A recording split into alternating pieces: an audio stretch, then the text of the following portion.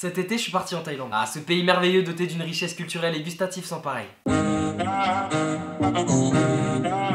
J'y étais déjà allé avec mes parents, mais cette fois-ci j'avais envie de réitérer l'expérience sans eux. Bah ouais, sans tes parents tu fais carrément ce que tu veux. Je me rappelle d'un truc, c'est quand j'avais envie de m'approcher d'un chien pour le caresser, lui donner à manger et pas pour le manger, espèce de sale raciste, bah mes parents me disaient papa, je peux les donner à manger au chien? Non, t'approches pas, c'est sale. Du coup, bah ça me brisait le cœur, ils étaient là à galérer, à crever de faim, tu vois. Ma considération pour les chiens est la même que pour les êtres humains. Non, papa, je peux aller lui donner à manger? Non, t'approches pas, c'est sale. J'ai vécu une expérience de malade avec des chiens errants, mais je vous raconterai ça plus tard dans la vidéo. Alors faut savoir que la Thaïlande est devenue une destination touristique à la mode. Ah bah y'a de quoi en même temps, quand tu sais que les billets d'avion peuvent démarrer à partir de 500 balles, et que pour moins de 2 € tu peux manger à ta faim, vu le décor, c'est sûr que ça te donne envie. Le prix du billet varie généralement en fonction de la saison où tu vas. Par exemple, notre période d'hiver, c'est l'été pour eux. Et notre période d'été, c'est la mousson là-bas. Ça veut dire qu'il y aura pas mal d'averses passagères, mais ça t'empêche pas d'avoir chaud et de kiffer. Gustativement parlant, la particularité de la Thaïlande, c'est que tu peux trouver un peu partout des vendeurs de brochettes ambulants. En fait, c'est comme si en France, t'avais un mec qui se baladait en scout pour te vendre des kebabs. Bonjour monsieur, bonjour. 6 € s'il vous plaît. Merci, merci beaucoup. Bonne journée. Bonne journée monsieur. T'en as, ils te vendent du riz, des soupes, des fruits, des brochettes. C'est un peu comme s'ils avaient embarqué leur cuisine et leur barbecue avec eux. Ah, c'est un concept là-bas. Côté culture, la majeure partie des familles thaïlandaises sont bouddhistes. Mais t'auras aussi une minorité de musulmans et d'hindouistes. Tu retrouveras assez souvent ce genre d'hôtel bouddhiste dans chaque maison ou restaurant. En fait, les familles s'y recueillent pour réaliser une offrande et surtout prier pour leurs proches ou leurs ancêtres. Il y a un truc que vous devez savoir, c'est que dans un temple bouddhiste, si tu vois une statue de Bouddha, il faut surtout pas pointer ses pieds sur lui. Parce que c'est un manque de respect et c'est pour ça que tu verras toujours des gens s'asseoir sur leurs pieds. En même temps, un pied c'est pas très beau à voir. Vous verrez souvent les Thaïlandais vous dire bonjour ou vous remercier en faisant ce signe-là. Et bien ça, c'est le Anjali Mudra. Et dire bonjour avec ce signe signifie la lumière en moi, voit la lumière en toi. C'est beau, hein. D'ailleurs, concernant le bouddhisme, la majeure partie des taxis et des tuk-tuk font bénir leur véhicule par un moine. C'est pour ça que tu peux voir des inscriptions et des statuettes dans les taxis. Ils font ça dans l'espoir d'avoir plus de clients et que ça les protège des accidents. Donnez-moi la force de devenir productif et de sortir plus de vidéos. Inch'Allah, ciao boy simer. Ce qui est appréciable chez la plupart des Thaïlandais, c'est leur sens aigu de la politesse et des conventions sociales. En fait, ils ont beaucoup de pudeur et de dignité. Ils sont très majoritairement religieux et ont une quasi vénération envers la famille royale. Ouais, parce que pour eux, le roi, c'est un élu de Dieu. D'ailleurs, là-bas, si tu oses insulter ou critiquer le roi, sa famille ou même sa chienne, ah bah tu risques la prison. Et heureusement que je suis pas roi, parce qu'avec ce que je me prends comme remarque sur mes origines et mon chien, je vous enverrai tous en tôle, bande d'enfoirés de merde. Pour ceux qui sont pas au courant, le roi est mort en octobre 2016. D'ailleurs, ils ont décrété 1 an de deuil dans lequel il faut éviter de faire la fête. Ouais, c'est enfin bon fermé. Mais qu'est-ce que j'ai fait? On est en deuil national, on respecte le roi. Mais on est en France, y a pas de roi. Bas les couilles frère. N'empêche, faudrait voir ce que les Thaïlandais ont pu construire pour lui, c'est un truc de malade. Ce qui est assez ouf avec cette vénération du roi Rama IX, c'est qu'on va jusqu'à penser que c'est mal poli de plier un billet qui contient une représentation de lui, comme s'il ne fallait pas recouvrir son visage.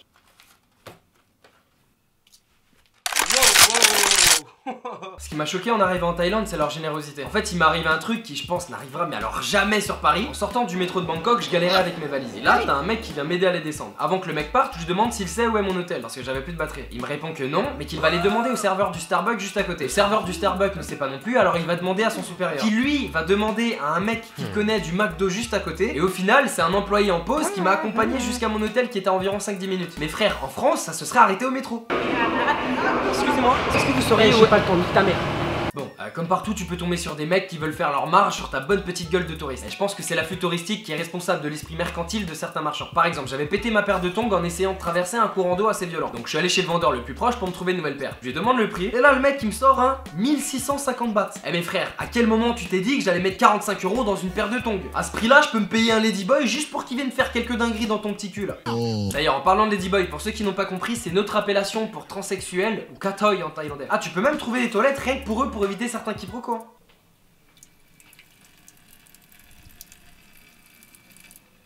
Wesh. Il y a quelques anecdotes que tout bon touriste devrait rencontrer. Cette fameuse bouffe épicée qui ne laisse pas ton rectum indifférent. Ouais, parce que même si t'aimes manger épicé, je t'assure que là-bas ton estomac il est pas prêt. D'ailleurs, avec la quantité de bouffe que j'ai mangé, ah bah j'étais obligé de laisser un superbe cadeau à la femme de ménage. Ensuite, t'as ces putains de moustiques qui viennent te sucer par milliers toute la nuit. Bon, tant que c'est pas un ladyboy, ça va. Et enfin, t'es obligé d'entendre parler de la full moon party. C'est l'équivalent d'un spring break, sauf que là-bas ça coûte que dalle. En gros, pour environ 100 bahts, t'as ta bouteille et ton soft. Mais ce qui est chiant avec ce genre d'événement, c'est que t'as plusieurs types de connards qui y traînent. T'as celui qui a l'alcool mauvais et qui hésitera pas à s'embrouiller avec toi pour de la merde. Fais attention, enculé, va! Toi, qu'est-ce que tu regardes avec ta tête de bite? Faut que je te baise aussi ou quoi? Oh mec, tranquille, on rigole, on est là, on est bien. Tu veux que je te paye un verre ou quoi? T'as ceux qui s'en battent les couilles et qui jettent leurs déchets sur la plage. Et des fois tu retrouves même des bouts de verre dans le sable parce que t'as un trou du cul qui a eu la bonne idée de la faire péter. T'as ces dealers qui te vendent de la drogue et qui juste après te menacent de te dénoncer aux flics si tu lâches pas un billet en plus, tu vois. Bon, en dehors des MST qui pullulent, si t'es bien accompagné, y a quand même moyen de s'amuser. Alors par contre, il y a un sujet que je voulais aborder avec vous, c'est le piège à touristes des animaux. Pour ceux qui l'ignorent, sachez que la majeure partie des animaux que vous voyez soi-disant domestiqués sont en fait là pour générer de la thune. On les utilise généralement comme esclaves, que ce soit pour prendre une photo avec un tigre ou des singes, que ce soit pour faire une balade sur le dos d'un éléphant ou pour les voir en spectacle, faire du foot ou que sais-je. Dans tous les cas, si on pouvait leur donner le choix, t'inquiète pas mon pote qui choisirait, mais alors 1000 fois de vivre dans leur habitat naturel. Je vais pas m'attarder sur la maltraitance des éléphants, mais je vais vous résumer la méthode. Il y a un rituel très populaire en Thaïlande nommé le Pahajan. En gros, ça consiste à arracher le petit éléphanto très tôt de sa mère pour ensuite le foutre dans une sorte de cage où il voit plusieurs le torturer et lui infliger d'horribles souffrances, histoire d'en faire une coquille vide. Et de ce principe, l'éléphanto aura tellement peur de l'homme qu'il sera prêt à faire n'importe quoi pour que ça cesse. C'est comme si tu frappais ton chien jusqu'à ce qu'il t'obéisse en gros. Une vieille méthode d'enculé. Hein? Qu'est-ce que t'en penses, Taito? Et le plus gros paradoxe, c'est que c'est complètement contraire au bouddhisme. Parce que normalement, l'éléphant est un animal sacré et vénéré. Donc les mecs qui font ça, c'est clairement et purement par profit commercial. Comment faire pour que ça cesse? Bah, faudrait que tous les touristes se mettent à boycotter ces truands. Si vous souhaitez vous approcher d'un éléphant, sachez qu'il existe plein de refuges comme l'Elephant Nature Park où vous pouvez faire du bénévolat pour vous occuper de leur bien-être. La deuxième chose dont je voulais vous parler et qui me tient vraiment très à cœur, c'est les chiens. Faut savoir qu'il y a énormément de chiens errants en Thaïlande. Et heureusement, il existe des associations pour recueillir un maximum de chiens pour leur offrir nourriture et soins. À la base, j'étais parti en vacances pour me ressourcer et profiter du paysage. Mais ceux qui me suivent sur Snapchat savent que j'ai passé la majeure partie de mes vacances à nourrir les chiens que je croisais. J'allais faire 2 fois par jour le stock de croquettes et c'est là que j'ai commencé à vivre la meilleure expérience animalière de toute ma vie. À chaque chien que je croisais, je voyais un regard différent. Beaucoup d'entre eux étaient craintifs. Je pense qu'on a dû les frapper pour qu'ils aient les yeux autant remplis de peur. Ah mais c'était un défi pour moi de leur redonner confiance en l'être humain. C'est comme essayer de pécho une meuf qui a rencontré que des connards dans sa vie. Ah t'inquiète pas qu'elle va se méfier de toi H24. D'autres chiens étaient tellement affamés qu'ils se jetaient sur moi pour dévorer ce que j'avais à leur offrir. Un jour j'avais décidé de longer la côte. Et là j'aperçois plein de chiens de l'autre côté d'un courant d'eau assez grand et assez fort qui t'empêche de traverser sereinement. Mais par frustration, je décide quand même de traverser en me déchirant 2-3 orteils contre des rochers. Je leur donnais de l'eau et des croquettes, mais il y en avait une qui me grognait dessus. Du coup, j'ai pris mes distances pour respecter son espace vital. Et ce qui est ouf, c'est qu'au fil des jours, elle s'approchait de plus en plus. Au final, elle a fini par se montrer carrément affectueuse avec moi. T'as vraiment l'impression que c'est tout ce qu'un chien te demande. De l'attention, de l'amour, de l'affection. Et ils te le rendent très bien, mon petit pote. Voici quelques images pour que vous puissiez comprendre la situation. Donc là, ce que je fais, c'est que, en gros, j'ai pris un sac avec une bouteille d'eau. Et je cherche les chiens errants que j'avais trouvé, j'en avais vu 5-10. Est-ce que c'est profond ou pas? Est-ce que je peux traverser avec mon sac et mon portable? Ou est-ce que je vais tomber comme un schlag et faire tout tomber? Peut-être que c'est plus safe de passer par les rochers. Ou peut-être pas, je sais pas. On va essayer. Bon alors, est-ce que... Ah non, c'est pire. Ah mais c'est sûr que je vais tomber là. Ah ouais. Bon alors j'ai essayé de traverser. Il y a une partie de ma tente qui s'est complètement déchiquetée, arrachée par les courants. Du coup je me dis que c'est un peu risqué. Mais j'ai quand même envie de traverser en fait. Let's go everybody.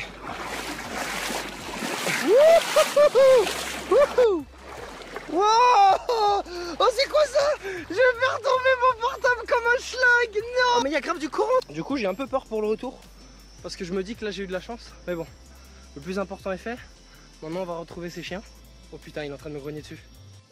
Lui il me fait peur parce que je me suis juste approché et il me grogne dessus. Mais oui, comment ça va? Comment ça va? Comment ça va? Oui. Putain le pauvre. Ça fait du bien hein. Ah bah tiens, il y en a un autre là. Salut toi. Comment ça va? Comment ça va? Comment ça va? Oui. Clairement elle me réclame mais comme un chat. Oh oui. Oui, ça te gratte ici, c'est ça? Oh, ça me fait trop mal au cœur. Il veut me suivre. Je vais traverser. Je suis allé dans un 7-Eleven pour acheter des calamars séchés. Et apparemment, c'est le moins spicy. Et je suis mort, c'est le premier chien qui me suit. Donne la patte. Oh oui. Je vais continuer à nourrir les chiens du quartier et je vais arrêter de snapper parce que sinon il y aura 1 milliard de secondes avec la même chose. Voilà, au revoir. Regardez, il remue la queue. On revient demain. Et on s'est fait une pote. Donc là on retraverse. Regardez, il m'attend, il est là. Il est là. Mais t'es tout beau toi. Moi t'es tout beau.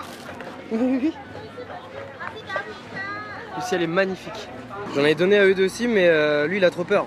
Je pense qu'il préfère que je me casse d'abord. Ils ont essayé de traverser en pleurant. Écoutez, ils pleurent. Ils essaient de traverser, putain. Il y a un putain de courant. Non, ils se font happer par le courant. Attendez, je vais arrêter de... Non, si, ils traversent, c'est bon? Non. Oh putain. Vous êtes sérieux? Non, je suis mort, vous avez traversé. Vous êtes des ouf. Oh my my god, ils ont ramené la meute. Et depuis avant, ils ont aboyé. Regardez, il y a tout ça qui a débarqué. Oh my god. Tes mains, eux deux là-bas aussi, ils sont déter pour traverser. Waouh. C'est exactement ce que je disais. Regardez la meute. Regardez la meute. Oh, puissant à mort. Oh là là. Dis ouais, c'est moi le prince Mononoke, Zeppi. Ça va être tellement triste quand je vais devoir vous laisser. Ah oui. Ah oui. Putain. Cette expérience que j'ai eue avec les chiens m'a vraiment aidé à me détacher de certains désirs superficiels et de plutôt profiter de choses très simples comme le partage. Ouais, parce que j'étais parti avec une valise vide en m'étant dit que j'allais repartir avec une valise blindée de trucs. Et au final, les meilleurs souvenirs, ça va paraître un peu bateau ce que je vais vous dire, mais c'est la vérité, c'est dans la tête. Avant de vous quitter, je vous invite vivement à regarder ma deuxième vidéo qui comporte tous les souvenirs de mon voyage en Thaïlande. Je vous laisse kiffer les belles images et je vous dis à la prochaine.